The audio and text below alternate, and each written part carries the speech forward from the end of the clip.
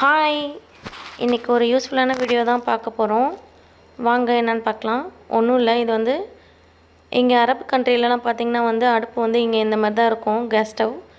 So 4 burner கொடுத்துருப்பாங்க. அந்த 4 burner ஏற்ற மாதிரி நான் வந்து அலுமினியம் ஃபாயில் ஷீட் இருக்குதுல்ல, அதை எடுத்துகிட்டு நல்லா தேவையான அளவு கட் பண்ணிவிட்டு அதுக்குள்ளே ஃபிட் பண்ணிட்டு அந்த பர்னர் இருக்க ஏரியா மட்டும் ரவுண்டாக கட் பண்ணி எடுத்துகிட்டு செட் பண்ணி வச்சிடலாம். இது எப்படியும் ஒரு 3 வீக்ஸ் ஆர் அதுக்கு மேலேயே வந்து நம்மளுக்கு யூஸ்ஃபுல்லாக இருக்கும். இப்போ பால்லாம் காய்ச்சணுன்னா கீழே சிந்திடுச்சுன்னா அடுப்பு வந்து ஸ்பாயில் ஆகாது. கஞ்சி காய்ச்சினா அந்த மாதிரி ஏதாவது பருப்பு வச்சா எப்படியும் நம்மளுக்கு மெஸ்ஸி ஆகும்ல. ஸோ அந்த டைமில் இந்த மாதிரி நம்ம யூஸ் பண்ணோன்னா அடுப்பு சீக்கிரம் நம்ம கழுவணும்னு அவசியம் கிடையாது. ஸோ அரபு கண்ட்ரியில் இருக்கவங்க யாராவது இந்த வீடியோ பார்த்திங்கன்னா ட்ரை தோத்துட்டு அதுக்கப்புறம் அந்த ஏரியாலாம் கட் பண்ணிட்டு அந்த பர்னர்லாம் அதுக்குள்ளே ஃபிட் பண்ணிட்டு அதுக்கு மேலே வந்து ஒரு நல்லா இரும்பில் ஒரு ஸ்டாண்டு மாதிரி இருக்கும் கடாயெலாம் வைக்கிறதுக்கு.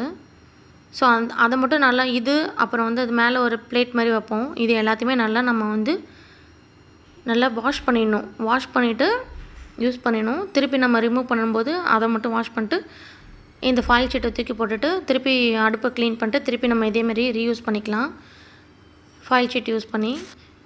இந்த வீடியோ வந்து யூஸ்ஃபுல்லாக இருந்ததுன்னா கமெண்ட் பண்ணுங்கள்.